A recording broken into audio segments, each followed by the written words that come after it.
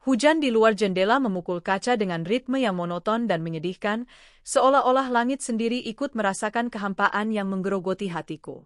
Aku duduk di tepi ranjang besar yang terasa dingin dan kosong, memeluk perutku yang kini membuncit memasuki usia kehamilan 7 bulan. Namaku Arini. Dan di dalam rahimku ini, tumbuh seorang putra, buah hatiku dengan Bima, pria yang kunikahi 2 tahun lalu atas dasar cinta, atau setidaknya, apa yang dulu kupercayai sebagai cinta. Kehamilan ini seharusnya menjadi puncak kebahagiaan kami. Sebuah penantian suci yang dijalani dengan penuh kasih sayang dan perhatian. Namun, kenyataannya jauh panggang dari api. Setiap hari adalah perjuangan, bukan hanya melawan mual di pagi hari atau punggung yang sakit di malam hari, tetapi melawan rasa sepi yang menusuk dan pengabaian yang memilukan. Ngidamku seringkali aneh dan datang di waktu yang tak terduga, namun tak pernah sekalipun Bima menemaniku mencarinya. Aku sibuk, Rin. Kamu bisa pesan online, kan? Atau, ngidammu aneh-aneh saja, jangan manja, adalah jawaban yang selalu kudapatkan. Tubuhku sering terasa lemas, kepalaku pusing, tapi keluhanku hanya dianggap angin lalu, dianggap sebagai drama wanita hamil yang berlebihan. Bima, suamiku, adalah pria yang tampan dan ambisius.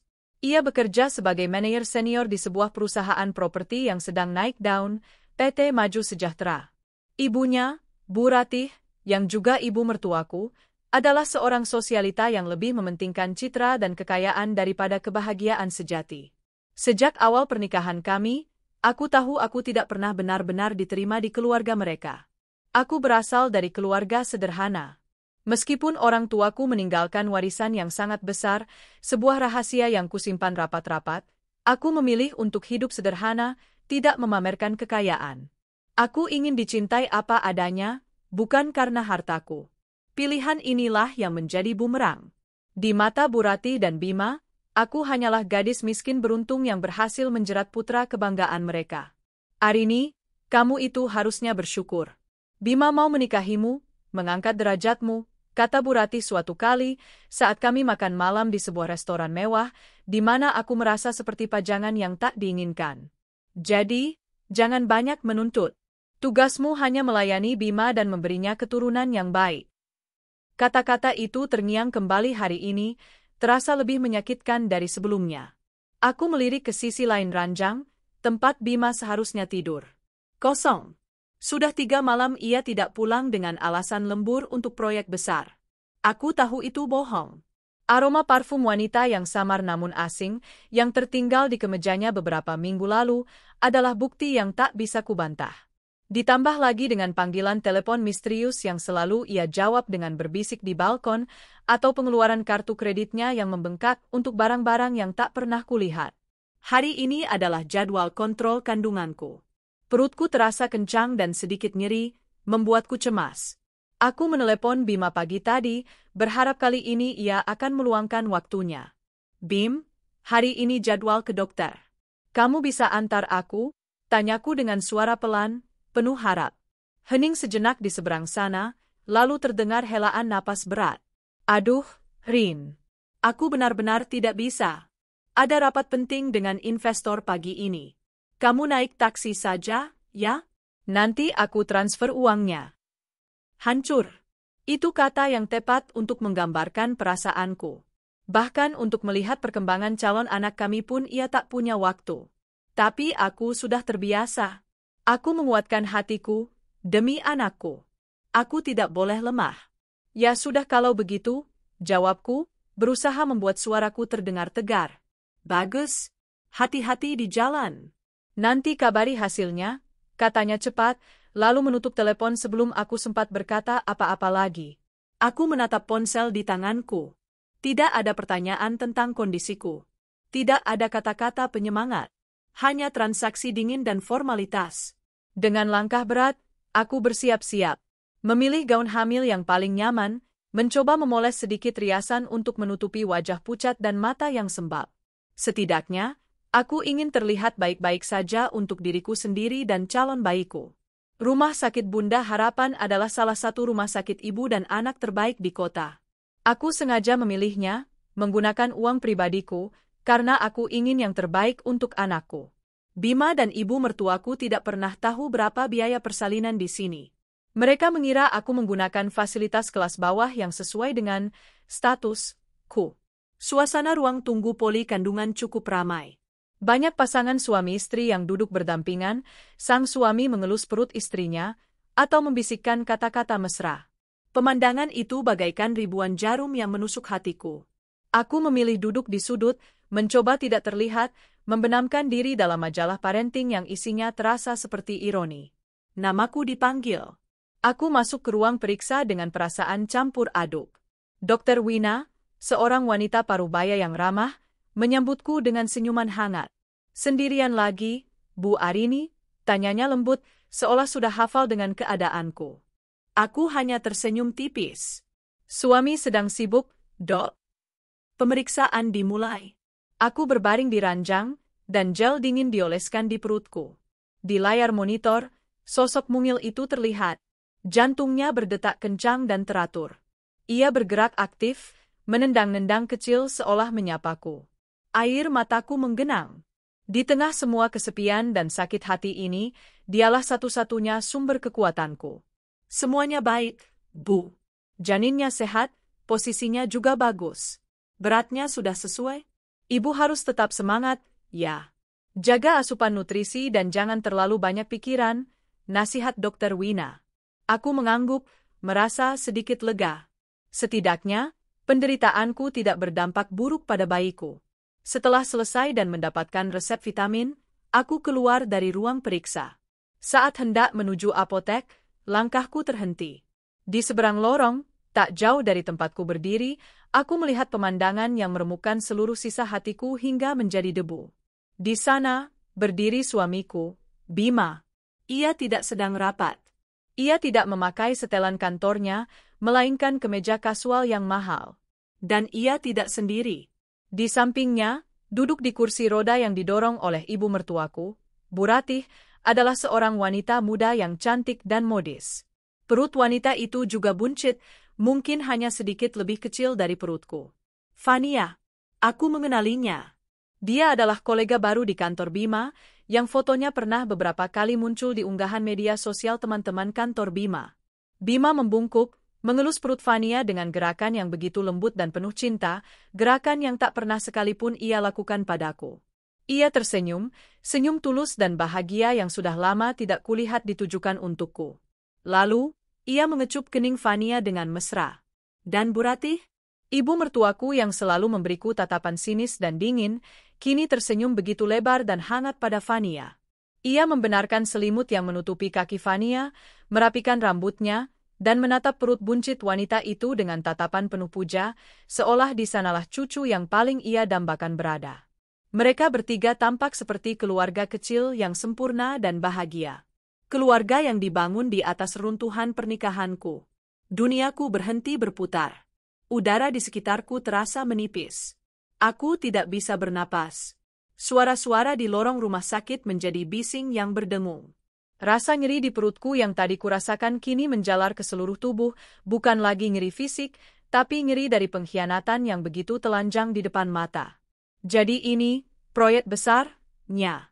Ini, rapat penting dengan investor? Nya. Investor masa depan keluarga mereka. Aku mematung, tersembunyi di balik sebuah pilar besar.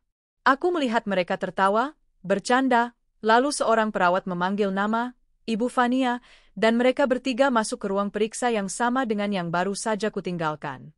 Mereka bahkan menggunakan dokter yang sama. Betapa ironisnya takdir ini. Mereka tidak pernah peduli padaku. Semua keluhanku, semua rasa sakitku selama hamil, mereka anggap sebagai omong kosong.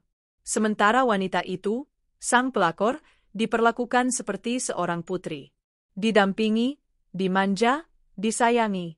Mungkin karena mereka pikir Fania berasal dari keluarga terpandang, atau mungkin karena Bima memang mencintainya. Dan aku hanyalah sebuah kesalahan, sebuah beban. Selama ini, aku selalu menyalahkan diriku. Mungkin aku kurang baik, kurang cantik, kurang kaya, kurang segalanya. Tapi melihat mereka bertiga, aku sadar ini bukan salahku. Merekalah yang busuk. Merekalah yang kejam. Aku teringat semua momen menyakitkan lainnya.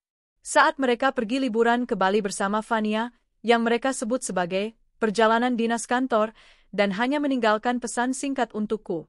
Foto-foto mereka di media sosial, tertawa di tepi pantai, sementara aku di rumah muntah-muntah sendirian. Saat mereka pergi berbelanja barang-barang mewah, dan Bu Rati dengan bangga memamerkan tas barunya yang dibelikan oleh teman baik Bima, yang sekarang aku tahu siapa orangnya. Aku selalu ditinggalkan, selalu dilupakan. Kemarahan yang dingin dan tajam mulai menggantikan rasa sakit. Air mataku yang tadi mengancam akan tumpah, kini kering. Aku tidak akan menangis. Tidak untuk mereka. Mereka tidak pantas mendapatkan air mataku. Aku mengeluarkan ponselku. Tanganku sedikit gemetar, bukan karena takut, tapi karena amarah yang membuncah.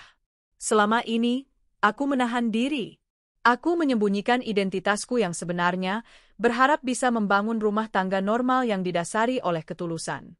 Aku, Arini Wijoyo, putri tunggal almarhum Bapak Suryo Wijoyo, pemilik Wijoyo Group, sebuah perusahaan investasi raksasa. Perusahaan yang menjadi salah satu pemegang dana terbesar dan penopang utama bagi puluhan perusahaan lain, termasuk perusahaan properti kecil tempat Bima dan Fania bekerja, PT Maju Sejahtera. Mereka menganggapku miskin. Mereka menghinaku karena latar belakang sederhanaku. Mereka tidak tahu bahwa seluruh gaji Bima, kemewahan Bu Ratih, dan bahkan mungkin biaya perawatan Fania, semuanya berasal dari aliran dana yang secara tidak langsung aku kendalikan. Mereka hidup dari belas kasihanku, sambil menusukku dari belakang. Ironi ini terasa begitu pahit, namun juga memberiku kekuatan yang luar biasa. Dengan jari yang kini terasa mantap, aku mencari sebuah nama di kontakku, Pak Tirtayasa. Dia adalah orang kepercayaan ayahku, yang kini menjadi direktur utama di Wijoyo Group dan tangan kananku. Aku menekan tombol panggil. Selamat siang, Bu Arini, sapa suara berat dan hormat di seberang sana. Selamat siang, Pak Tirta, jawabku, suaraku terdengar dingin dan datar, bahkan di telingaku sendiri. Saya punya instruksi baru untuk Anda. Tolong laksanakan segera. Baik, Bu. Apa yang bisa saya bantu? Aku menarik napas dalam-dalam, menatap ke arah pintu ruang periksa yang tertutup, tempat para pengkhianat itu berada. Tarik semua investasi dan hentikan seluruh aliran dana dari Wijoyo Group untuk PT Maju Sejahtera. Lakukan sekarang juga. Pastikan tidak ada 1 rupiah pun lagi yang masuk ke perusahaan itu mulai detik ini. Hening sejenak. Pak Tirtayasa mungkin terkejut dengan instruksi yang begitu tiba-tiba dan drastis. Tapi dia adalah seorang profesional. Baik, Bu Arini. Akan segera saya laksanakan. Apa perlu saya siapkan alasan resmi untuk penarikan dana ini? Aku tersenyum getir. Tidak perlu. Cukup katakan kondisi internal perusahaan tidak lagi memungkinkan. Biarkan mereka mencari tahu sendiri sisanya. Siap, Bu. Perintah akan dilaksanakan. Aku menutup telepon. Sebuah perasaan lega yang aneh menjalari tubuhku. Ini bukan balas dendam yang kekanak-kanakan. Ini adalah konsekuensi. Ini adalah caraku mengambil kembali hidupku, kehormatanku, dan masa depan anakku. Mereka telah memilih jalan mereka, dan sekarang, aku akan memastikan jalan itu tidak lagi mulus dan dilapisi oleh uangku. Aku berbalik, melangkah menjauh dari lorong itu dengan punggung tegak. Aku tidak menoleh ke belakang. Babak penderitaanku sudah berakhir. Kini, saatnya memulai babak baru, di mana aku dan anakku akan bahagia, tanpa beban, tanpa pengkhianat. Dan mereka? Biarlah mereka merasakan akibat dari perbuatan mereka. Biarlah mereka tahu bagaimana rasanya hidup tanpa topangan dana dari wanita, miskin, yang selama ini mereka injak-injak. Langkahku membawaku keluar dari rumah sakit, menuju cahaya matahari yang entah kenapa kini terasa lebih hangat dan penuh harapan. Di dalam perutku, anakku bergerak lagi, seolah setuju dengan keputusan ibunya. Kami akan baik-baik saja. Perasaan lega yang kurasakan saat meninggalkan rumah sakit ternyata hanyalah awal dari sebuah ketenangan yang lebih besar. Itu adalah ketenangan sebelum badai, badai yang sengaja kuciptakan untuk menghancurkan dunia palsu yang dibangun oleh suami dan ibu mertuaku. Sepanjang perjalanan pulang dengan taksi, aku tidak lagi menangis. Pikiranku bekerja dengan sangat jernih, Menyusun rencana langkah demi langkah dengan presisi seorang CEO yang sedang mengambil alih perusahaannya kembali, karena pada kenyataannya, itulah yang sedang kulakukan. Aku sedang mengambil alih hidupku. Sesampainya di rumah mewah yang kubeli dengan uangku sendiri sebelum menikah, namun atas nama Bima untuk mengangkat harga dirinya, aku tidak langsung berkemas. Aku berjalan perlahan melewati setiap ruangan, kenangan pahit dan manis berkelebat di benakku. Di ruang tamu ini, Bima pernah berjanji akan selalu menjagaku. Di dapur ini, aku pernah dengan antusias mencoba resep baru untuknya, yang hanya disambut dengan komentar dingin. Di kamar tidur ini, aku menghabiskan malam-malam yang tak terhitung jumlahnya dalam kesendirian. Rumah ini bukan lagi sebuah istana, melainkan penjara berlapis emas. Aku menelepon Pak Tirtayasa lagi. Pak Tirta, bagaimana perkembangannya? Tanyaku, langsung ke intinya. Sudah selesai, Bu Arini. Tim legal kami sudah mengirimkan surat pemberitahuan resmi mengenai penghentian kerjasama dan penarikan seluruh aset investasi dari PT Maju Sejahtera. Efektif per jam makan siang tadi. Menurut laporan awal dari tim analis kami, ini akan menyebabkan guncangan hebat di internal mereka. Kemungkinan besar, arus kas mereka akan langsung macet total. Bagus, jawabku singkat. Selanjutnya, tolong siapkan dokumen untuk membalik nama seluruh aset yang saat ini atas nama Bima Prakoso kembali menjadi atas namaku. Rumah di Jalan Cendana, apartemen di pusat kota, dan 2 mobil. Semuanya dibeli menggunakan dana dari rekening pribadiku, Bapak punya semua buktinya. Tentu, Bu. Sudah saya duga Ibu akan meminta ini. Draftnya sudah hampir selesai, hanya perlu tanda tangan Ibu. Terima kasih, Pak Tirta. Anda selalu bisa diandalkan. Terakhir, tolong carikan aku tempat tinggal sementara yang aman dan nyaman. Sebuah gria tawang, penthouse, dengan keamanan tingkat tinggi. Aku akan pindah dari sini secepatnya. Saya akan siapkan yang terbaik, Bu. Akan saya kirimkan detailnya dalam 1 jam. Setelah menutup telepon, aku mulai bergerak. Bukan untuk mengemasi barang-barangku, tapi untuk menghapus jejak Bima dan Bu Ratih dari kehidupanku. Aku masuk ke ruang kerja Bima, membuka lacinya. Di sana, aku menemukan apa yang sudah kuduga. Sebuah kotak beludru kecil berisi kalung berlian, dengan struk pembelian atas nama Fania. Di laci lain, ada map berisi polis asuransi jiwa, di mana nama Fania tertulis sebagai salah satu penerima manfaat. Pengkhianatan ini ternyata jauh lebih dalam dan terencana dari yang kubayangkan. Aku tidak mengambil barang-barang itu. Aku memotretnya sebagai bukti, lalu membiarkannya di sana. Biarlah itu menjadi pengingat kebusukannya saat ia kembali nanti. Yang kuambil hanyalah barang-barang pribadiku. Album foto orang tuaku, beberapa perhiasan warisan ibuku, dan dokumen-dokumen penting milikku. Pakaian dan barang lainnya bisa kubeli lagi. Aku tidak ingin membawa apapun yang berbau kenangan dari rumah ini. 1 jam kemudian, seperti yang dijanjikan, Pak Tirtayasa mengirimkan alamat sebuah gria tawang mewah di pusat kota. Aku memesan layanan pindahan profesional untuk mengangkut barang-barang pentingku dan langsung menuju ke sana. Saat aku melangkahkan kaki keluar dari rumah itu untuk terakhir kalinya, aku merasa seperti melepaskan sebuah beban seberat gunung dari pundakku. Sementara itu, di kantor PT Maju Sejahtera, kepanikan mulai menyebar seperti api. Bima baru saja kembali dari rumah sakit, mengantar Fania pulang ke apartemennya. Hatinya berbunga-bunga. Fania sedang mengandung anak laki-laki, persis seperti yang ia dan ibunya harapkan. Ia merasa hidupnya sempurna.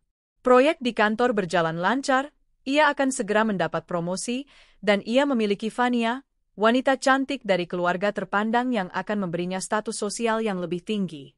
Arini? Dia hanyalah sebuah batu loncatan yang kini menjadi beban. Ia akan menceraikan Arini setelah anak mereka lahir, tentu saja dengan pesangon kecil agar wanita itu tidak banyak menuntut. Dengan senyum puas, Bima melangkah masuk ke ruangannya. Namun, ia disambut oleh suasana yang aneh. Beberapa karyawan tampak berbisik-bisik dengan wajah cemas. Sekretarisnya, Rina, menghampirinya dengan raut wajah panik. Pak Bima, gawat. Ada apa, Rina?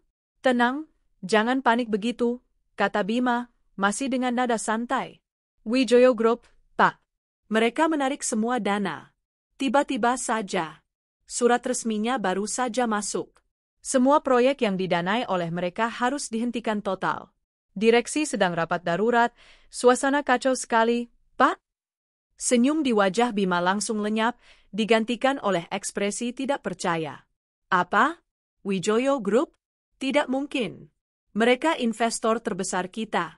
Proyek Superblok yang sedang saya tangani itu 90% dananya dari mereka. Kamu pasti salah baca. Tidak, Pak. Ini suratnya. Rina menyodorkan sebuah tablet yang menampilkan email resmi dari Wijoyo Group. Mata Bima membelalak saat membaca kalimat-kalimat dingin dan formal itu. Dengan berat hati memberitahukan penghentian seluruh kerjasama dan penarikan aset investasi efektif segera. Ini adalah bencana, kiamat bagi PT Maju Sejahtera, dan kiamat bagi karirnya. Ia segera berlari menuju ruang rapat direksi. Suara teriakan dan perdebatan sengit sudah terdengar dari luar. Saat ia membuka pintu, semua mata tertuju padanya. Pak Hartono, sang direktur utama, menatapnya dengan pandangan membunuh. Bima, proyekmu, proyek yang kamu bangga-banggakan itu sekarang hanyalah tumpukan beton tidak berguna. Wijoyo Group pergi. Mereka membatalkan semuanya. Apa yang sudah kamu lakukan? Bentak Pak Hartono, wajahnya merah padam. Saya tidak tahu, Pak. Semuanya baik-baik saja kemarin, jawab Bima, suaranya gemetar. Baik-baik saja katamu. Tahukah kamu apa artinya ini? Perusahaan kita bangkrut. Gaji karyawan bulan ini pun belum tentu bisa kita bayar. Kita kehilangan segalanya.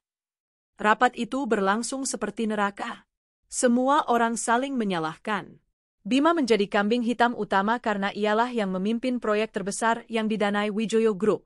Ia mencoba menelepon kontaknya di sana, tetapi tidak ada satupun yang menjawab. Seolah-olah, ia dan perusahaannya telah dihapus dari peta. Sore harinya, mimpi buruk itu menjadi kenyataan. Gelombang PHK besar-besaran diumumkan. Dan nama Bima Prakoso ada di urutan paling atas. Ia dipecat, dipermalukan, dikeluarkan dari gedung kantor yang selama ini menjadi simbol kebanggaannya, hanya dengan sebuah kotak kardus berisi barang-barang pribadinya. Dalam keadaan linglung dan marah, ia menyetir mobilnya menuju rumah. Ia butuh pelampiasan. Dan pelampiasan itu adalah Arini. Pasti wanita itu membawa sial. Semua ini pasti karena auranya yang buruk. Ia akan memaki-maki Arini, menyalahkannya atas semua ini, seperti yang biasa ia lakukan. Namun, saat tiba di rumah, ia menemukan sesuatu yang lebih mengejutkan. Rumah itu terasa lebih sepi dari biasanya. Ia memanggil nama Arini, tetapi tidak ada jawaban. Ia masuk ke kamar, lemari pakaian di sisi Arini kosong melompong. Meja riasnya bersih. Semua jejak istrinya telah hilang, kecuali sebuah amplop putih yang tergeletak di tengah ranjang. Dengan tangan gemetar, Bima membukanya. Di dalamnya bukan surat cerai, melainkan surat dari sebuah firma hukum.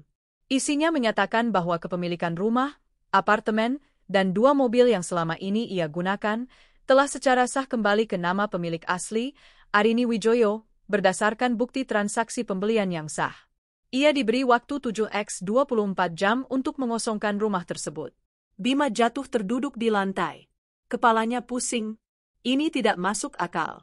Arini, wanita miskin yang lugu itu, bagaimana mungkin ia bisa memiliki semua ini? Dari mana uangnya? Bagaimana ia bisa menyewa firma hukum? Ponselnya berdering. Nama ibunya muncul di layar. Bima, kamu di mana? Ibu dengar kamu dipecat. Apa yang terjadi? Suara Bu Ratih terdengar histeris. Ibu, Arini pergi. Dia mengambil semuanya. Rumah ini, mobil, semuanya ternyata miliknya. Racaunya seperti orang gila. Apa? Jangan mengada-ada kamu. Wanita miskin itu mana mungkin punya apa-apa. Pasti dia menipu. Tepat saat itu, sebuah pesan masuk ke ponsel Bima. Dari nomor yang tidak dikenal. Pesan itu hanya berisi sebuah foto. Foto kalung berlian dan polis asuransi jiwa atas nama Fania yang ia simpan di lacinya. Di bawah foto itu, ada sebuah tulisan singkat. Terima kasih sudah menunjukkan siapa dirimu yang sebenarnya. Selamat menikmati hidup barumu. Jangan pernah cari aku dan anakku lagi. Bima membeku. Jantungnya seolah berhenti berdetak. Ia akhirnya sadar. Ini bukan kebetulan. Ini bukan nasib sial. Ini adalah sebuah rencana. Sebuah pembalasan. Dan Arini, istrinya yang selama ini ia anggap lemah, bodoh, dan tidak berdaya, adalah dalang di balik semua kehancurannya. Wanita yang ia lihat dengan tatapan kasihan di rumah sakit pagi tadi, ternyata adalah seorang ratu yang baru saja mengambil kembali kerajaannya. Dan ia, bersama ibu dan kekasihnya, hanyalah para pesuruh yang kini diusir dari istana. Sementara Bima dan ibunya terperosok dalam jurang kebingungan dan kepanikan, aku memulai hidupku yang baru di puncak kota. Gria Tawang yang disiapkan Pak Tirtayasa lebih dari sekadar tempat tinggal, itu adalah sebuah benteng. Dinding kacanya yang menjulang dari lantai ke langit-langit menyajikan pemandangan kota yang gemerlapan di malam hari, seolah membentangkan permadani cahaya di kakiku. Pemandangan ini memberiku perspektif baru. Dari ketinggian ini, masalah-masalah yang dulu terasa begitu besar dan menghimpit, kini tampak kecil dan tidak berarti. Tempat ini didekorasi dengan gaya minimalis modern yang menenangkan. Semua perabotannya baru dan mewah. Pak Tirtayasa bahkan sudah memastikan dapur terisi penuh dengan bahan makanan organik dan segala keperluan untuk ibu hamil. Sebuah tim kecil yang terdiri dari seorang asisten rumah tangga, seorang koki pribadi yang ahli dalam nutrisi kehamilan, dan seorang sopir, telah disiapkan untuk melayaniku. Ini bukan tentang kemewahan, tapi tentang memastikan aku dan bayiku mendapatkan perawatan terbaik, sesuatu yang tidak pernah kudapatkan selama 2 tahun terakhir. Hari-hari pertamaku di sana kuhabiskan untuk memulihkan diri, baik secara fisik maupun mental. Aku banyak tidur, makan makanan sehat, membaca buku, dan melakukan yoga prenatal di balkon yang luas sambil ditemani semilir angin pagi. Untuk pertama kalinya setelah sekian lama, aku bisa bernapas dengan lega. Tidak ada lagi tatapan sinis dari ibu mertua, tidak ada lagi kebohongan dari suami, tidak ada lagi perasaan menjadi tamu di rumah sendiri. Aku juga mulai aktif memantau kembali bisnisku. Setiap pagi, setelah sarapan, Pak Tirtayasa akan datang untuk memberiku laporan harian dan mendiskusikan strategi investasi Wijoyo Group. Melihat angka-angka, grafik, dan proyeksi keuntungan, membangkitkan kembali sisi diriku yang sudah lama tertidur. Sisi Arini Wijoyo yang cerdas, tegas, dan visioner yang diwarisinya dari almarhum ayahnya. PT Maju Sejahtera resmi mengajukan kebangkrutan pagi ini, Bu, lapor Pak Tirtayasa pada hari ketiga. Karyawan mereka dirumahkan tanpa pesangon. Beritanya sudah mulai menyebar di kalangan pebisnis properti. Aku menghela napas, menatap perutku yang bergerak-gerak kecil. Ada sedikit rasa kasihan pada karyawan lain yang tidak bersalah, tapi aku tahu ini adalah konsekuensi yang tak terhindarkan. Pastikan karyawan yang kompeten dan berintegritas dari sana ditawari posisi di anak perusahaan kita yang lain, Pak. Mereka tidak seharusnya ikut menanggung dosa pemimpin mereka. Saran yang bijaksana, Bu. Akan saya laksanakan, jawab Pak Tirtayasa, menatapku dengan sorot mata penuh kekaguman. Anda semakin mirip dengan almarhum Bapak. Pujian itu menghangatkan hatiku. Aku tidak lagi hanya bersembunyi di balik bayang-bayang nama besar ayahku. Aku kini berdiri di atas kakiku sendiri, membuat keputusan-keputusanku sendiri. Ponselku yang lama sudah kubuang. Aku menggunakan nomor baru yang hanya diketahui oleh segelintir orang terpercaya. Namun, aku tahu Bima dan ibunya tidak akan menyerah begitu saja. Mereka pasti akan mencariku. Dan benar saja. Di hari kelima, Pak Tirtayasa memberitahuku bahwa Bima dan Bu Ratih mendatangi kantor pusat Wijoyo Group, mencoba membuat keributan dan meminta untuk bertemu denganku. Tentu saja, tim keamanan dengan sigap menangani mereka.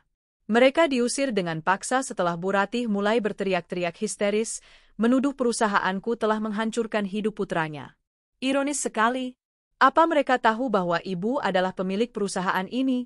Tanyaku. Belum, Bu. Sejauh ini, mereka hanya tahu Wijoyo Group adalah investor yang menarik diri. Identitas ibu sebagai pemilik utama masih aman. Mereka mungkin mengira ibu bekerja sama dengan seseorang di dalam untuk membalas dendam. Biarkan mereka berpikir seperti itu untuk saat ini, putusku. Aku belum ingin berurusan dengan mereka. Di tengah ketenangan baruku, ada satu hal yang masih mengganjal, Fania. Aku tidak bisa berhenti memikirkan wanita itu dan bayi yang dikandungnya. Aku tidak membencinya, setidaknya tidak seperti aku membenci Bima dan Bu Ratih. Fania, dalam pandanganku, mungkin juga korban. Korban dari rayuan Bima dan janji-janji manis Bu Ratih tentang kehidupan mewah. Didorong oleh rasa penasaran yang aneh, aku meminta salah satu staf Pak Tirtayasa untuk mencari tahu latar belakang Fania secara diam-diam. Hasilnya cukup mengejutkan. Fania ternyata berasal dari keluarga yang tidak sekaya yang dibayangkan Bu Ratih. Ayahnya seorang pensiunan guru dan ibunya membuka usaha catering kecil. Mereka tinggal di pinggir kota. Fania adalah seorang gadis ambisius yang menggunakan kecantikannya untuk menaiki tangga sosial. Dia mungkin melihat Bima sebagai tiket menuju kehidupan yang lebih baik. Laporan itu juga menyebutkan bahwa sejak Bima dipecat dan semua fasilitasnya dicabut, Fania menjadi sangat stres. Ia dan Bima sering bertengkar hebat. Bima, yang kini tidak punya apa-apa, menjadi temperamental dan kasar. Kehidupan glamor yang dijanjikan padanya lenyap dalam sekejap. Membaca laporan itu, aku merasakan secercah simpati. Bukan untuknya, tapi untuk bayi yang tidak berdosa di dalam kandungannya. Bayi itu tidak seharusnya lahir di tengah kekacauan dan kebencian. Kehidupan Bima dan Bu Ratih berubah 180 derajat. Setelah diusir dari rumahku, mereka terpaksa menumpang di rumah kontrakan kecil milik salah seorang kerabat jauh, yang jelas-jelas tidak menyukai kehadiran mereka. Bu Ratih, yang terbiasa dengan kemewahan, kini harus berdesak-desakan di rumah sempit dan panas. Ia harus belajar memasak dan mencuci bajunya sendiri. Perhiasan dan tas-tas mewahnya terpaksa dijual satu persatu untuk menyambung hidup. Lingkaran sosialitanya telah mencampakkannya begitu mendengar keluarganya bangkrut. Bima menjadi pria yang frustrasi dan penuh amarah. Namanya sudah masuk daftar hitam di industri properti. Tidak ada satupun perusahaan yang mau mempekerjakannya. Ia menghabiskan hari-harinya dengan melamun, menyalahkan semua orang kecuali dirinya sendiri. Ia menyalahkan Arini, Wijoyo Group, mantan bosnya, dan bahkan Fania. Ini semua gara-gara kamu juga, bentaknya pada Fania di suatu sore saat Fania mengeluh pusing dan mual. Sejak berhubungan denganmu, hidupku jadi sial begini.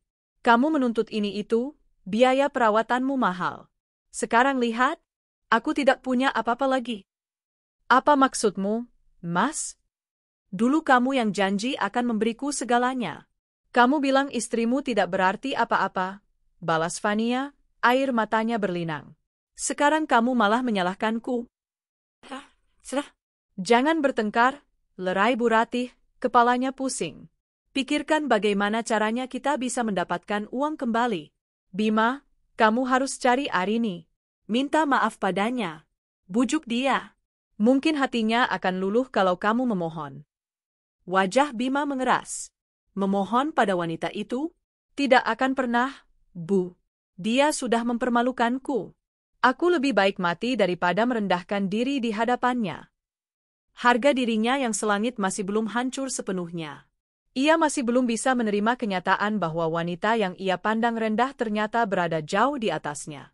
Sementara itu, aku sedang mempersiapkan hal terpenting dalam hidupku, kelahiran putraku. Aku membeli semua perlengkapan bayi terbaik, mendekorasi sebuah kamar di Gria Tawang menjadi kamar bayi yang indah dengan tema langit dan bintang. Setiap malam, aku akan duduk di sana, di kursi goyang yang nyaman, sambil menyanyikan lagu pengantar tidur untuk perutku. Sebentar lagi kita bertemu, nak, bisikku sambil mengelus perutku. Hanya ada kita berdua. Ibu janji akan memberimu kehidupan terbaik, penuh cinta dan kebahagiaan. Kamu tidak akan pernah merasakan sakit seperti yang ibu rasakan. Bayiku seolah mengerti. Ia akan merespons dengan sebuah tendangan lembut, sebuah koneksi tanpa kata yang menguatkan jiwaku. Aku sudah punya segalanya yang kubutuhkan. Aku punya anakku, aku punya kekuatanku kembali, dan aku punya masa depan yang cerah. Aku tidak butuh Bima. Aku tidak butuh keluarga palsunya. Aku sudah sembuh. Atau setidaknya, aku sedang dalam perjalanan menuju kesembuhan total. Aku siap menjadi seorang ibu, seorang pejuang, seorang ratu yang membangun kerajaannya sendiri bersama pangeran kecilnya. Bulan-bulan berlalu. Perutku semakin membesar, dan tanggal persalinan semakin dekat. Di istana baruku yang damai, aku menemukan ritme kehidupan yang stabil. Pagi hari diisi dengan pekerjaan dan rapat virtual bersama tim Wijoyo Group, siang hari untuk istirahat dan kelas-kelas persiapan melahirkan, dan malam hari adalah waktu pribadiku dengan calon buah hatiku. Aku benar-benar merasa hidup kembali. Energi dan semangat yang dulu terkuras oleh pernikahan toksikku, kini terisi penuh. Di sisi lain kota, di sebuah rumah kontrakan yang pengap, keluarga Prakoso justru semakin terpuruk dalam keputusasaan. Uang hasil penjualan barang-barang mewah Bu Ratih menipis dengan cepat. Bima masih belum mendapatkan pekerjaan. Setiap lamaran yang ia kirim seolah masuk ke dalam lubang hitam. Reputasinya sebagai manajer yang proyeknya gagal total dan menyebabkan perusahaan bangkrut telah menyebar luas. Harga diri Bima yang dulu setinggi langit, kini terkikis hari demi hari. Ia menjadi pemurung, mudah tersinggung, dan sering menghabiskan waktu di warung kopi murah, meratapi nasibnya bersama para pengangguran lainnya. Ia mulai menyadari betapa bergantungnya ia pada kemewahan yang ternyata bukan miliknya. Mobil sport, jam tangan mahal, makan malam di restoran bintang 5, semua itu adalah bagian dari identitasnya. Tanpa itu semua, ia merasa bukan siapa-siapa. Bu Ratih juga mengalami penderitaan versinya sendiri. Ia tidak bisa lagi menghadiri arisan atau acara sosialita. Teman-temannya menjauhinya. Ia, yang dulu selalu menjadi pusat perhatian, kini menjadi bahan gunjingan. Ia mencoba menghubungi beberapa kerabat kaya, berharap mendapatkan pinjaman, namun semuanya menolak dengan berbagai alasan. Ia merasakan sendiri bagaimana rasanya dipandang rendah dan diabaikan, perlakuan yang selama ini selalu ia berikan padaku. Penderitaan terbesar mereka adalah Fania. Kehamilan Fania tidak berjalan mulus. Stres akibat perubahan kondisi finansial yang drastis, pertengkaran yang tiada henti dengan Bima, dan kurangnya asupan gizi yang baik, membuat kondisi fisik dan mentalnya menurun. Ia sering mengalami kram perut dan tekanan darahnya tinggi. Dokter menyarankan agar ia banyak beristirahat dan menghindari stres, sebuah kemewahan yang tidak lagi ia miliki.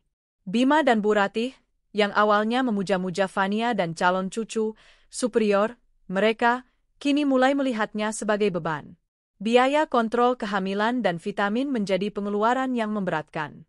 Mereka tidak lagi mampu membawanya ke rumah sakit Bunda Harapan.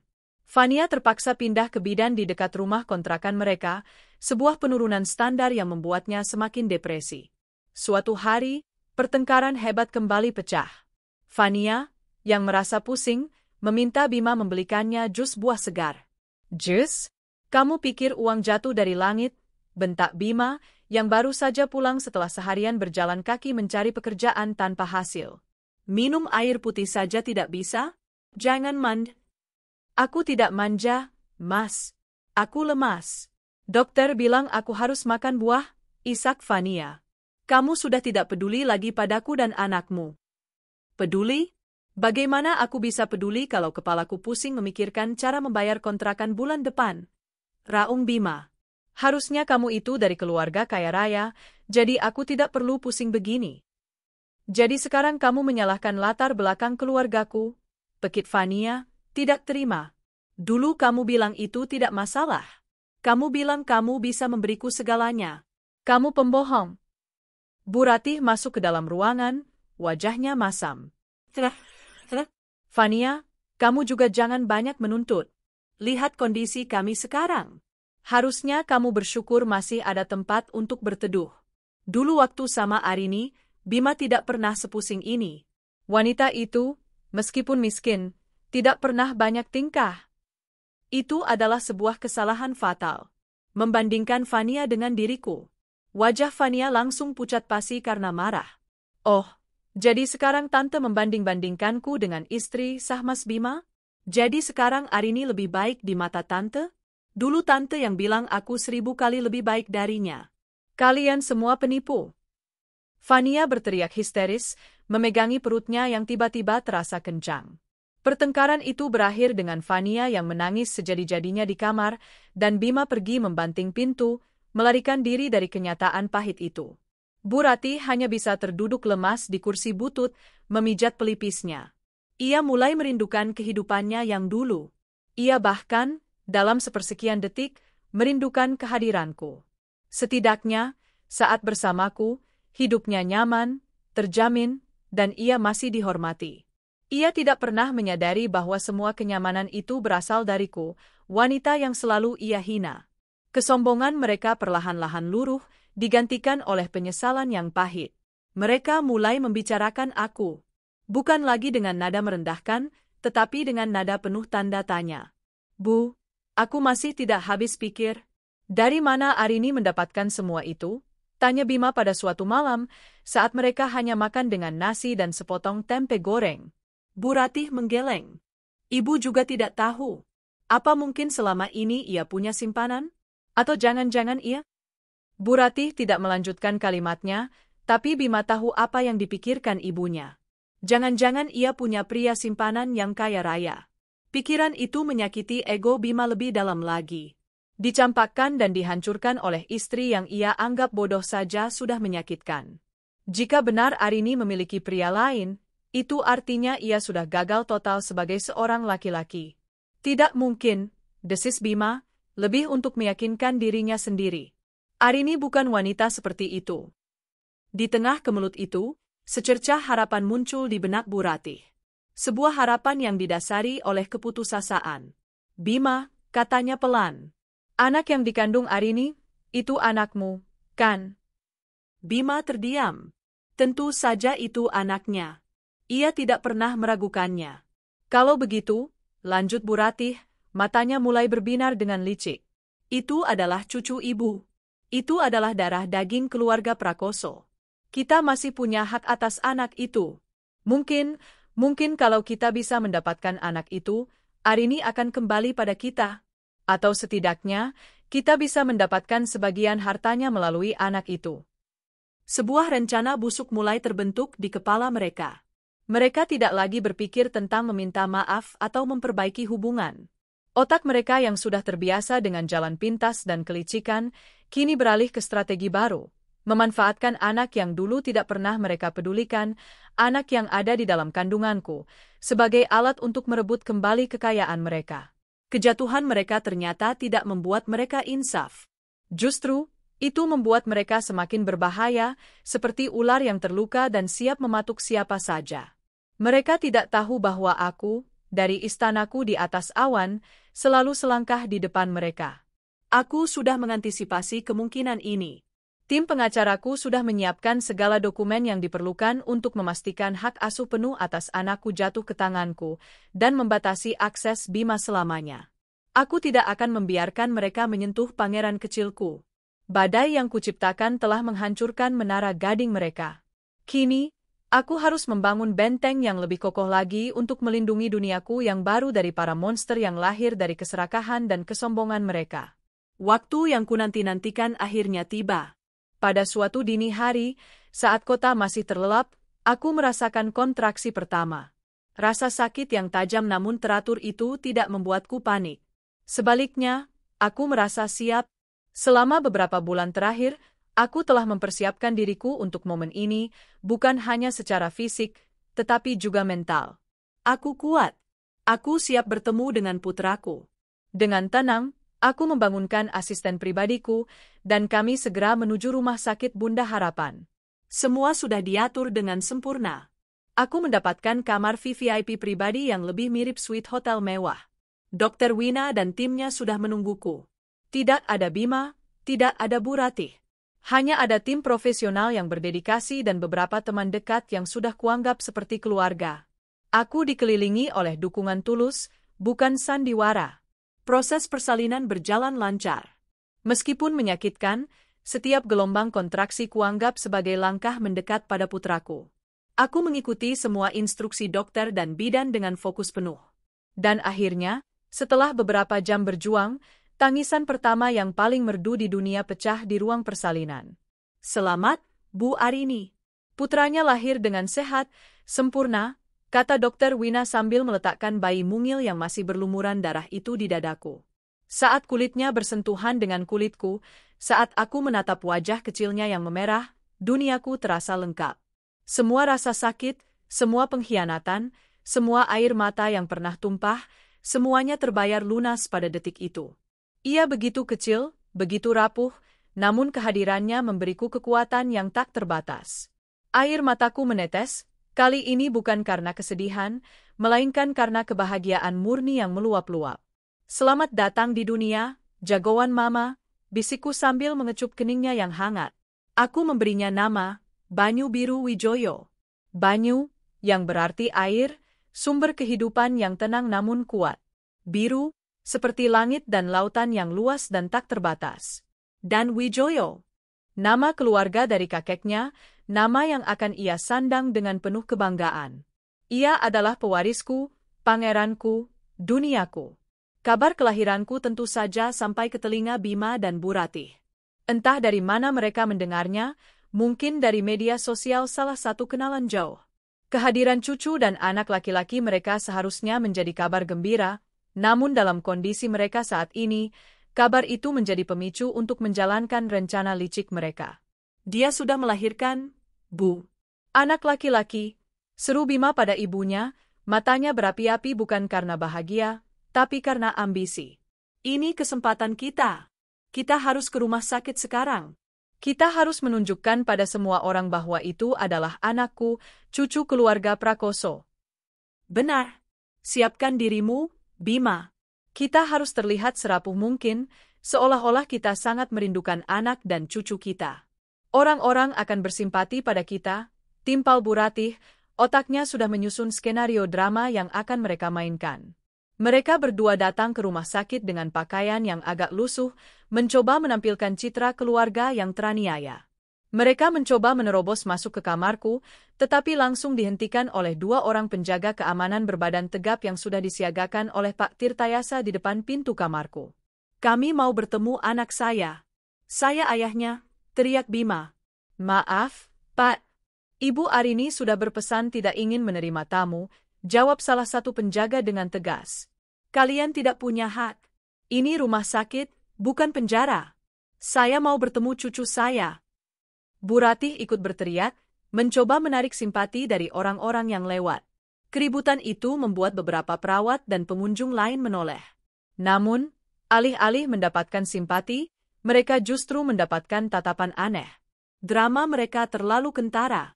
Dari dalam kamarku, aku bisa mendengar samar-samar keributan itu. Aku hanya tersenyum miris. Mereka tidak akan pernah berubah. Aku memberi isyarat pada Pak Tirtayasa, yang dengan setia menemaniku. Pak, urus mereka. Usir mereka dari sini. Jika perlu, panggil polisi. Aku tidak ingin kedamaian putraku terganggu, kataku dengan tenang. Pak Tirtayasa mengangguk dan keluar. Beberapa menit kemudian, keributan itu berhenti. Bima dan Bu Ratih diusir paksa dari rumah sakit, meninggalkan jejak rasa malu yang mendalam. Rencana pertama mereka gagal total. Namun, takdir seolah memiliki caranya sendiri untuk memberikan keadilan. Di hari yang sama saat aku memeluk putraku dengan penuh kebahagiaan, di sebuah klinik bidan yang sederhana di pinggir kota, Fania juga berjuang meregang nyawa. Kehamilannya yang penuh stres mencapai puncaknya. Ia mengalami preeklamsia berat. Tekanan darahnya melonjak tinggi, dan ia mengalami kejang-kejang. Bidan di sana kewalahan dan segera merujuknya ke rumah sakit umum terdekat. Bima dan Bu Ratih, yang baru saja dipermalukan di rumah sakitku, mendapat telepon panik dari Ibu Fania. Mereka bergegas ke rumah sakit umum dengan perasaan campur aduk. Kondisi Fania sangat kritis. Dokter memutuskan untuk segera melakukan operasi sesar darurat untuk menyelamatkan ibu dan bayinya, meskipun usia kandungannya baru memasuki bulan ke-8. Bayi Fania lahir prematur. Seorang bayi laki-laki yang sangat kecil dan lemah. Paru-parunya belum berkembang sempurna, dan ia harus segera dimasukkan ke dalam inkubator di ruang NICU. Harapan keluarga Prakoso yang tadi sempat gugur, kini seolah tumbuh kembali. Meskipun lahir prematur, setidaknya mereka masih punya 1 cucu lagi. Namun, harapan itu hanya bertahan sesaat. 2 hari setelah dilahirkan, bayi mungil itu menyerah. Tubuhnya terlalu lemah untuk berjuang. Ia meninggal dunia bahkan sebelum Bima sempat memberinya nama, sebelum Bu Ratih sempat menyentuhnya. Harapan palsu mereka akan penerus nama keluarga dari rahim Fania telah gugur, lenyap bersama napas terakhir bayi yang tak berdosa itu. Kabar duka itu sampai padaku melalui laporan dari staf Pak Tirtayasa. Aku terdiam sejenak. Aku tidak merasakan kemenangan atau kegembiraan. Yang kurasakan adalah duka yang tulus untuk seorang bayi yang tidak bersalah, yang harus menjadi korban dari keserakahan dan keegoisan orang-orang di sekitarnya. Aku memeluk Banyu Biruku lebih erat, bersyukur pada Tuhan karena telah melindungi putraku. Bagi Bima dan Bu Ratih, kematian bayi itu adalah pukulan telak yang menghancurkan mereka. Mereka kehilangan segalanya.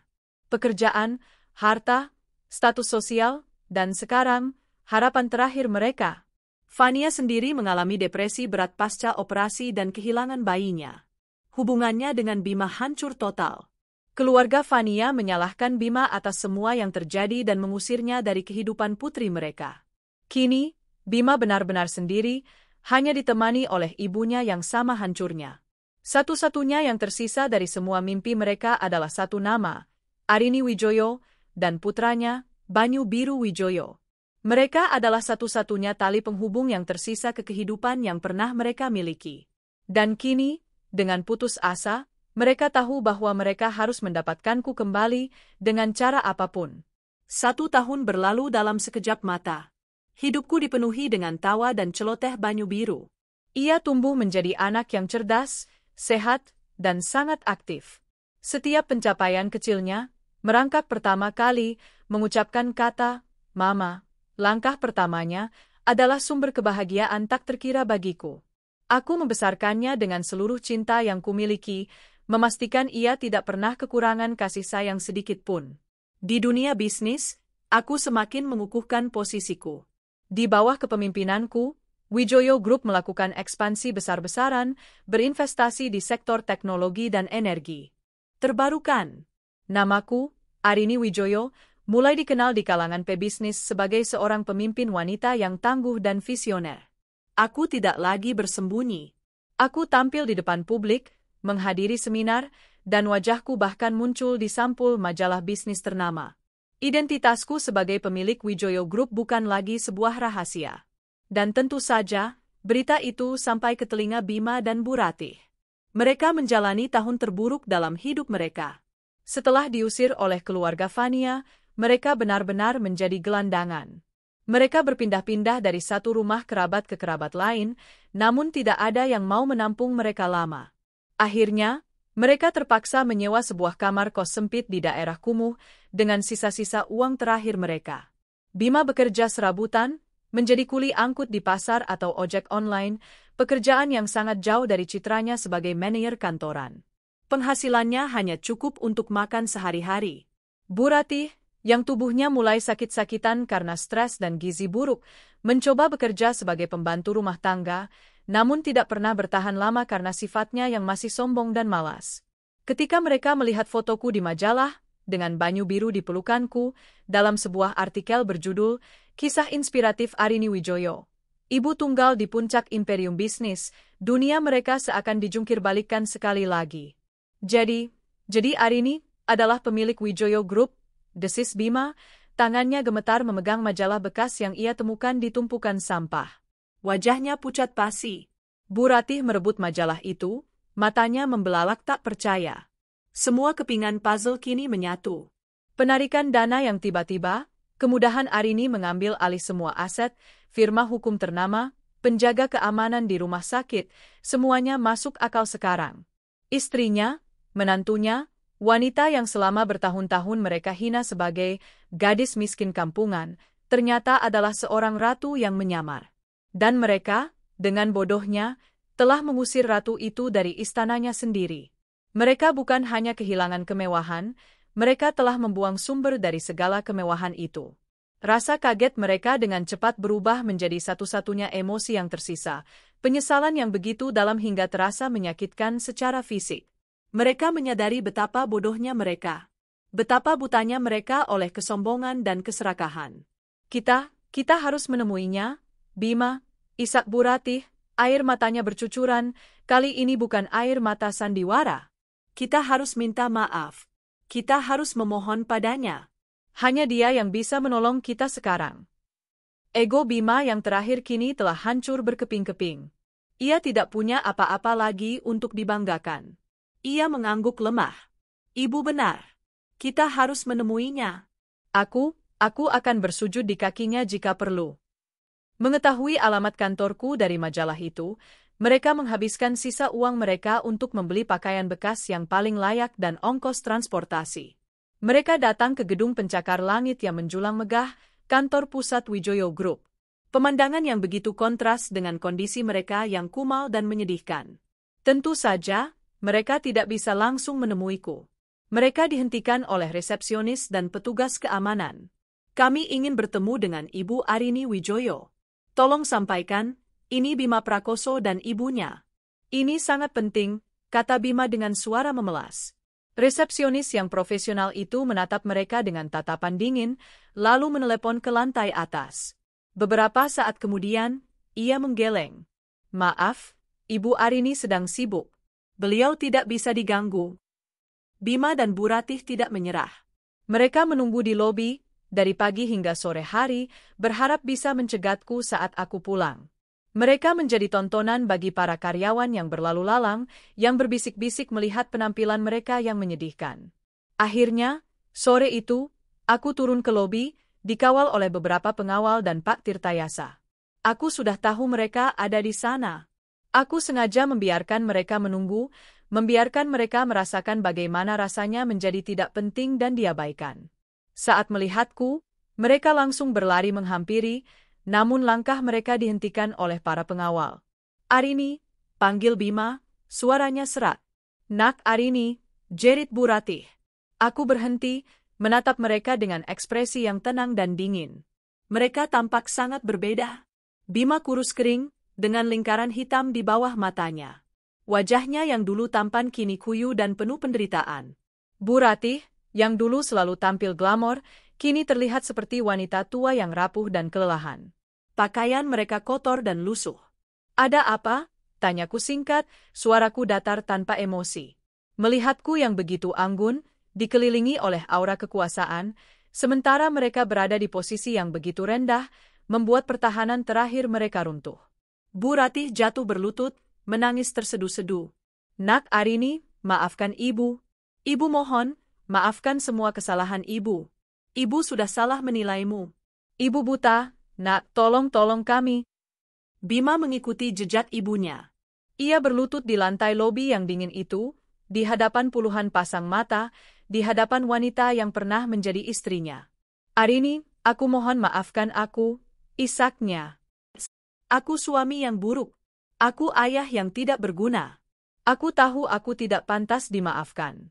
Tapi aku mohon, beri aku satu kesempatan lagi.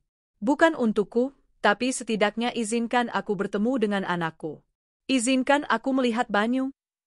Permohonan mereka terdengar begitu menyedihkan. Mungkin jika ini terjadi setahun yang lalu, hatiku akan goyah. Tapi sekarang, hatiku sudah sekeras baja. Luka yang mereka torehkan terlalu dalam untuk bisa disembuhkan hanya dengan permintaan maaf yang didasari oleh keputusasaan. Aku menatap mereka yang bersimpuh di kakiku, pemandangan yang tak pernah kubayangkan seumur hidupku. Kalian minta maaf karena kalian sudah tahu siapa aku, kataku dingin, setiap kata menusuk seperti belati. Kalian tidak menyesali perbuatan kalian. Kalian hanya menyesali konsekuensinya. Kalian menyesal karena telah salah menghina orang. Wajah mereka pucat. Kata-kataku tepat sasaran. Kalian ingin bertemu Banyu, lanjutku, sebuah senyum sinis tersungging di bibirku. Untuk apa? Agar kalian bisa memanfaatkannya? Menjadikannya alat untuk kembali ke kehidupan mewah kalian?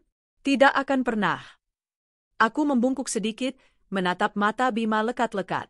Saat aku hamil, ngidam, dan kesakitan, di mana kamu?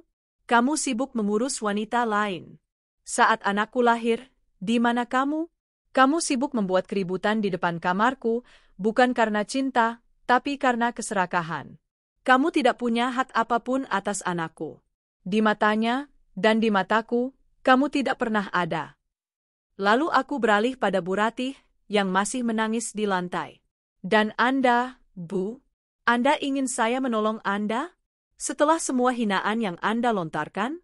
Setelah Anda lebih memilih cucu dari seorang pelakor daripada cucu dari darah daging putra Anda sendiri? Penyesalan Anda sudah terlambat. Aku menegakkan tubuhku kembali, menatap mereka untuk terakhir kalinya. Dulu, kalian hidup dari uangku sambil menghinaku.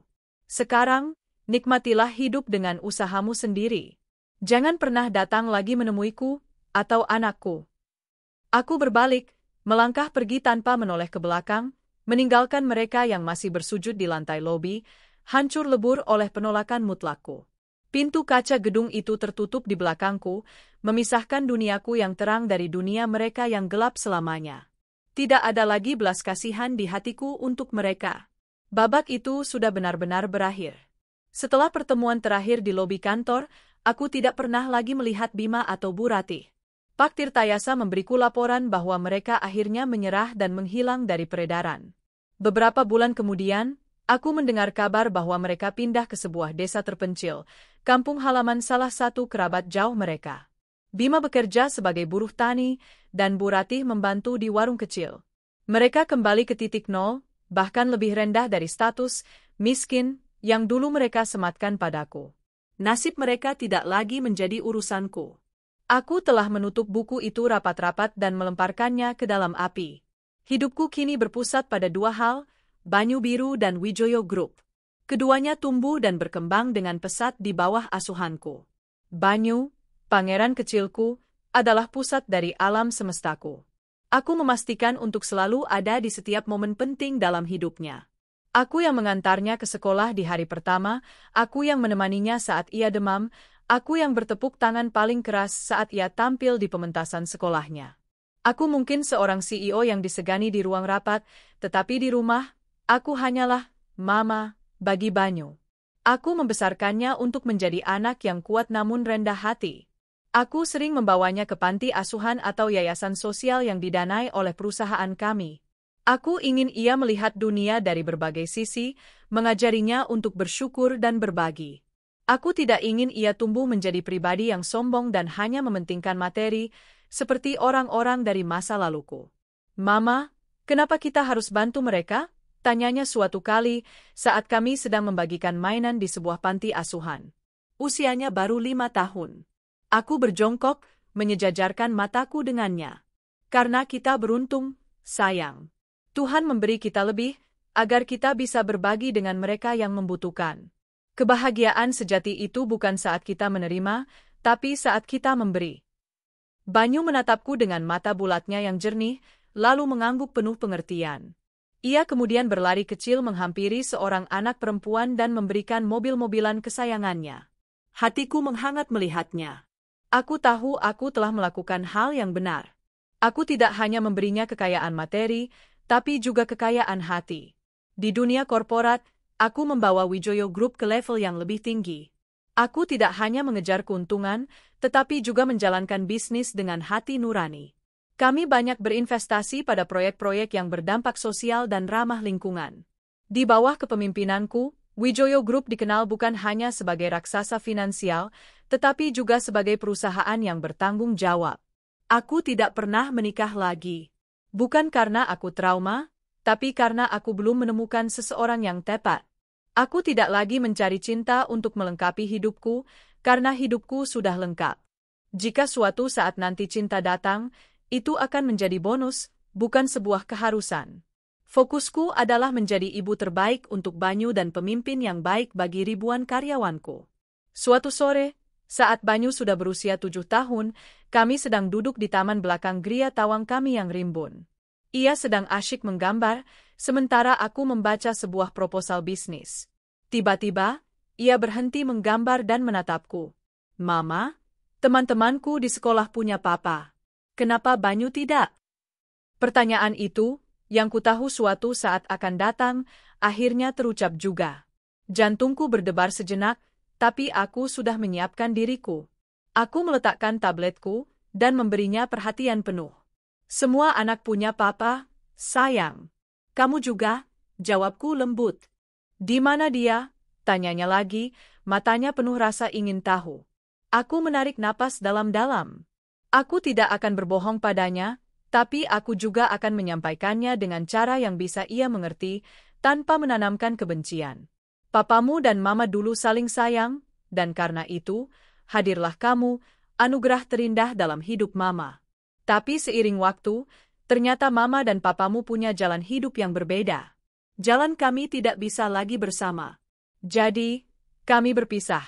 Papamu sekarang tinggal di tempat yang sangat jauh. Apa dia tidak sayang Banyu? Tanyanya dengan suara lirih. Aku memeluknya erat. Dia sayang. Tapi terkadang, orang dewasa membuat pilihan yang sulit dimengerti anak-anak. Yang perlu Banyu tahu adalah, Mama sangat, sangat, sangat menyayangimu. Cinta Mama untukmu cukup untuk berdua, bertiga, bahkan untuk seluruh dunia. Kamu tidak pernah kekurangan cinta, sayang. Banyu memelukku kembali, menyandarkan kepalanya di bahuku. Banyu juga sayang Mama. Kami duduk dalam keheningan yang nyaman selama beberapa saat. Aku tahu, seiring ia bertambah dewasa, pertanyaan-pertanyaan lain akan muncul. Dan aku akan selalu siap menjawabnya dengan jujur dan penuh kasih. Aku tidak akan pernah menjelek-jelekkan Bima di hadapannya. Biarlah Banyu menilainya sendiri kelak. Yang terpenting adalah ia tahu bahwa ia sangat dicintai dan diinginkan. Malam itu, setelah Banyu tertidur lelap, aku berdiri di balkon, menatap kerlip lampu kota yang tak ada habisnya.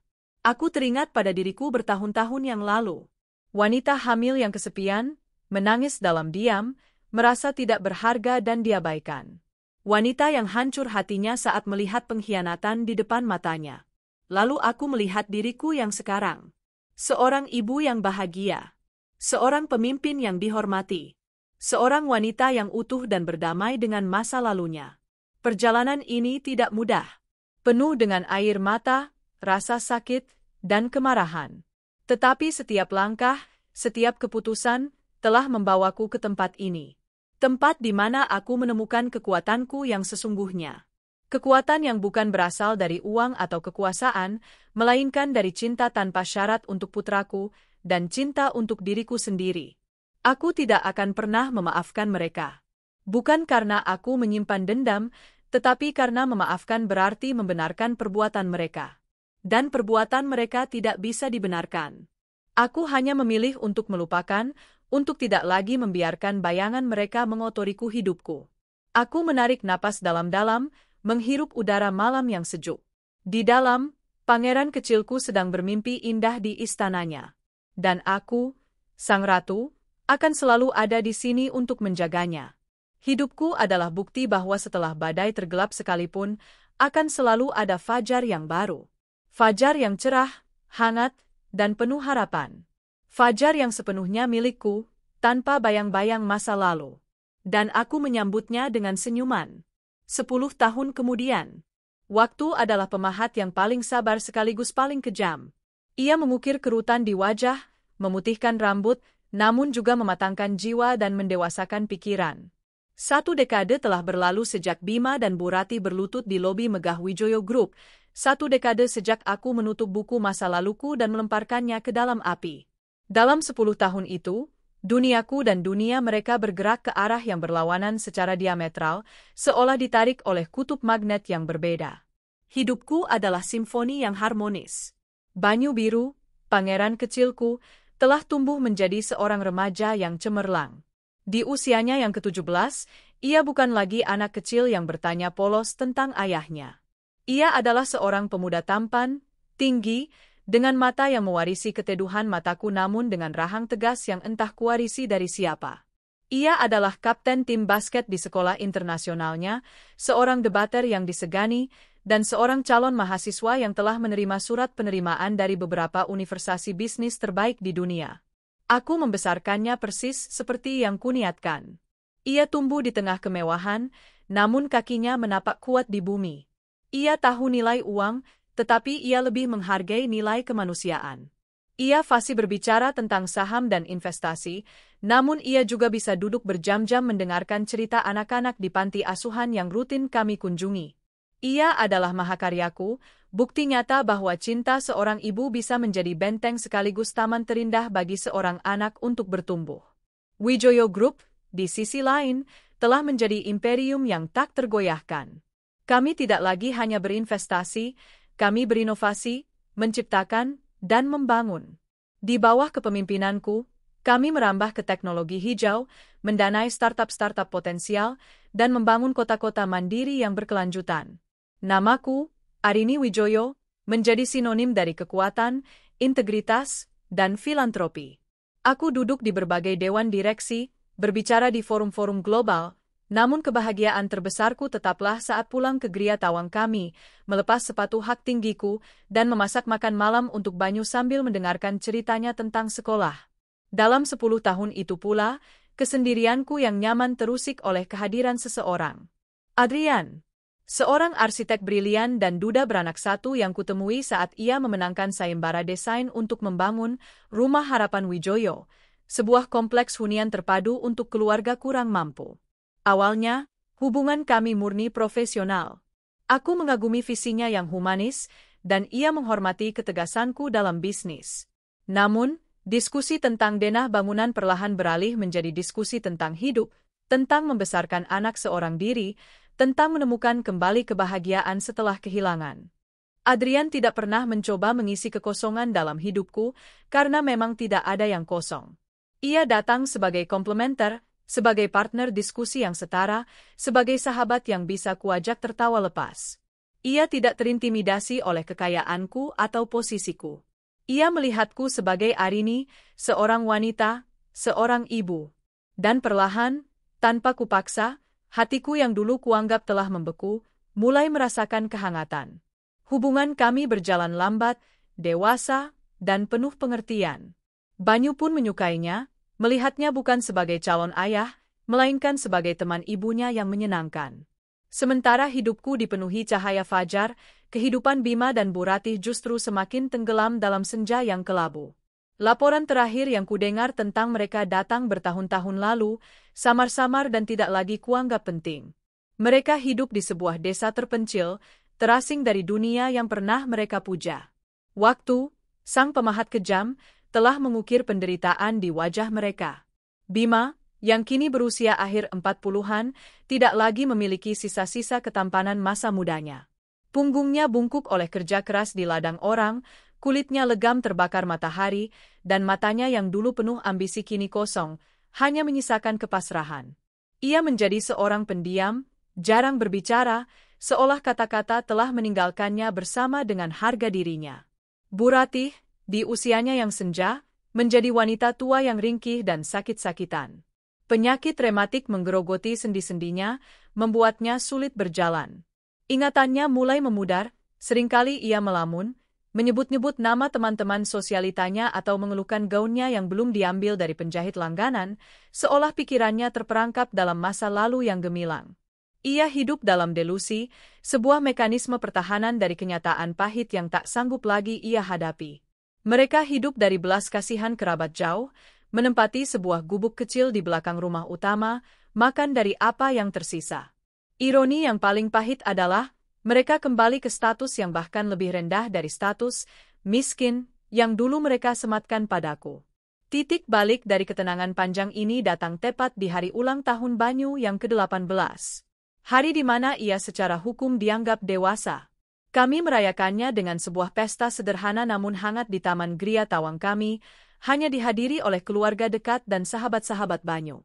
Adrian dan putrinya juga ada di sana. Malam itu, Banyu tampak begitu gagah dalam setelan jasnya, berdiri di hadapan kami semua, mengucapkan pidato terima kasih yang membuatku tak kuasa menahan air mata haru. Namun, di balik senyumnya, aku melihat ada sesuatu yang ia sembunyikan. Sesuatu yang telah ia pendam selama bertahun-tahun. Seminggu setelah pesta ulang tahunnya, ia masuk ke ruang kerjaku. Ia tidak lagi memanggilku, Mama, melainkan, Bu. Itu adalah caranya memberitahuku bahwa percakapan ini serius, antara dua orang dewasa. Bu, ada yang ingin saya bicarakan, katanya, duduk di seberang meja kerjaku yang besar. Aku meletakkan penaku. Tentu, sayang. Ada apa? Ia menatapku lekat. Saya sudah 18 tahun. Saya rasa, saya berhak tahu kebenaran yang utuh. Jantungku berhenti sejenak. Aku tahu hari ini akan datang. Kebenaran tentang apa? Tentang ayah biologis saya. Saya tahu cerita yang ibu berikan saat saya kecil. Bahwa jalan kalian berbeda. Tapi saya ingin tahu jalan seperti apa itu. Apa yang sebenarnya terjadi? Aku menghela napas panjang. Aku telah berjanji pada diriku sendiri untuk tidak pernah berbohong padanya. Ini cerita yang panjang dan menyakitkan, Banyu. Saya siap mendengarnya, jawabnya mantap. Maka, untuk pertama kalinya, aku menceritakan semuanya. Aku tidak menyembunyikan apapun. Tentang bagaimana aku menyembunyikan identitasku, tentang bagaimana mereka menghinaku karena menganggapku miskin. Tentang pengabaian selama aku hamil, tentang pemandangan di rumah sakit, tentang Fania, tentang bayi yang meninggal, tentang bagaimana aku menggunakan kekuatanku untuk mengambil kembali apa yang menjadi hakku. Aku bercerita dengan suara yang tenang, tanpa air mata, tanpa drama. Aku menyajikannya sebagai fakta, sebagai sejarah kelam yang telah membentukku menjadi diriku yang sekarang. Banyu mendengarkan dalam diam. Wajahnya tidak menunjukkan emosi, namun aku bisa melihat rahangnya mengeras. Setelah aku selesai, ia hanya terdiam selama beberapa menit, mencerna semua informasi yang meresahkan itu. Jadi, katanya akhirnya, suaranya serak. Selama ini, mereka tinggal di mana? Ibu tidak tahu pasti. Laporan terakhir yang ibu dengar, mereka ada di sebuah desa di Jawa Tengah. Jawabku jujur. Ia mengangguk pelan. Terima kasih sudah memberitahu saya, Bu. Ia berdiri dan berjalan keluar dari ruanganku, meninggalkanku dengan perasaan cemas yang menusuk. Aku tahu apa yang akan ia lakukan. Dan aku benar. Seminggu kemudian, dengan alasan melakukan perjalanan riset untuk tugas akhir sekolahnya, Banyu pergi. Ia menggunakan sumber daya yang ia miliki, menyewa seorang detektif swasta, dan dalam waktu singkat, ia menemukan mereka. Di sebuah desa terpencil yang bahkan tidak ada di peta digital, di sebuah gubuk reot di tepi sawah. Banyu datang seorang diri, mengendarai mobil sewaan. Ia berhenti di ujung jalan setapak, dan berjalan kaki menuju gubuk itu. Pemandangan yang menyambutnya adalah sesuatu yang tidak akan pernah ia lupakan. Seorang lelaki tua kurus dengan punggung bungkuk sedang mencangkul di sawah becek di bawah terik matahari. Di teras gubuk, seorang wanita tua dengan rambut putih acak-acakan duduk di kursi goyang yang reot, menatap kosong ke kejauhan. Banyu mendekat perlahan. Lelaki tua itu, Bima, berhenti mencangkul saat melihat sosok tinggi dan bersih mendekat. Ia menyipitkan matanya. Awalnya ia mengira itu adalah petugas dari kota. Tapi saat Banyu semakin dekat, saat ia melihat garis wajah pemuda itu, napasnya tercekat. Waktu seolah berhenti. Ia melihat wajah istrinya, Arini, di masa muda, namun dengan sepasang mata yang menatapnya dengan intensitas yang berbeda. Bapak? Bima Prakoso, tanya Banyu, suaranya terdengar asing bahkan di telinganya sendiri. Cangkul di tangan Bima jatuh ke lumpur. Lututnya lemas. Ia tidak bisa berkata-kata. 18 tahun ia mencoba melupakan, 18 tahun ia hidup dalam penyesalan bisu, dan kini, masa lalu itu berdiri di hadapannya, gagah dan nyata. Kamu? Banyu, bisiknya, suaranya parau seperti gesekan daun kering. Banyu hanya mengangguk. Dari teras, Bu Ratih menoleh. Penglihatannya sudah kabur, tapi ia mengenali suara putranya. Bima? Siapa itu? Apa itu Pak Mandor? Bima tidak menjawab. Ia hanya menatap putranya yang tidak pernah ia lihat tumbuh, putranya yang kini lebih tinggi darinya, putranya yang memakai pakaian yang harganya mungkin lebih mahal dari penghasilannya setahun. Rasa malu, penyesalan, dan kesedihan yang tak terhingga membanjiri dirinya. Ia jatuh berlutut di lumpur sawah, terisak tanpa suara. Banyu tidak tahu harus berbuat apa. Ia datang untuk mencari jawaban, untuk merasakan kemarahan mungkin, tapi melihat sosok hancur di hadapannya, yang tersisa hanyalah rasa kasihan yang aneh dan canggung.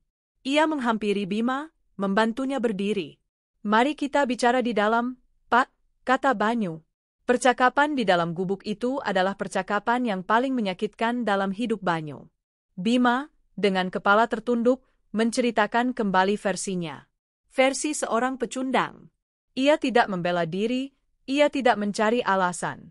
Ia mengakui semuanya. Keserakahannya, kesombongannya, kebodohannya. Ia menceritakan bagaimana ibunya meracuni pikirannya, bagaimana ia dibutakan oleh Fania, bagaimana ia mengabaikan Arini. Itu adalah sebuah pengakuan dosa yang tulus, yang lahir dari penderitaan bertahun-tahun. Bu Ratih, yang duduk di dekat mereka, hanya menatap bingung. Banyu, cucu ibu, kamu sudah besar? Mau makan apa, nak? Ibu masakkan yang enak ya? Racaunya, pikirannya melompat-lompat antara masa kini dan masa lalu. Melihat kondisi neneknya yang menyedihkan, dan mendengar pengakuan ayahnya yang hancur, Banyu tidak lagi merasakan kemarahan. Yang ada hanyalah kesedihan yang mendalam.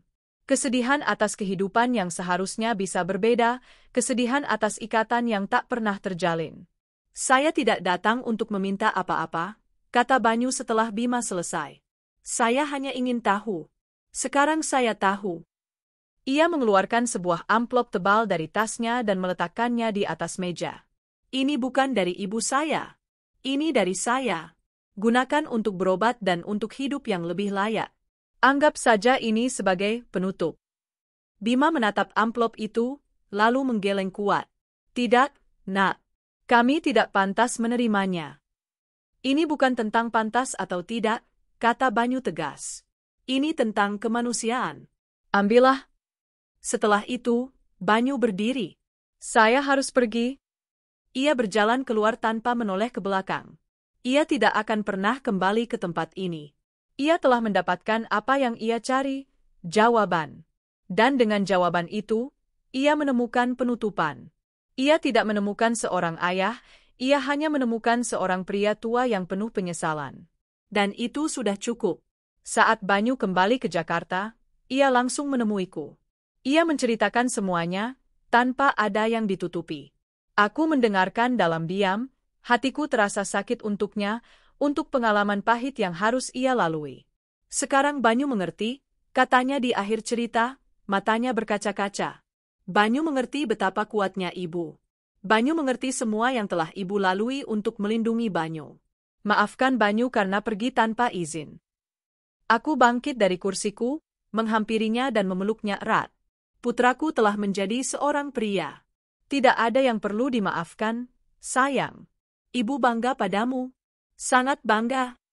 Malam itu, untuk pertama kalinya setelah sekian lama, aku menelepon Pak Tirtayasa dan memberinya instruksi terkait Bima dan Bu Ratih. Bukan untuk mereka, tapi untuk ketenangan hati putraku.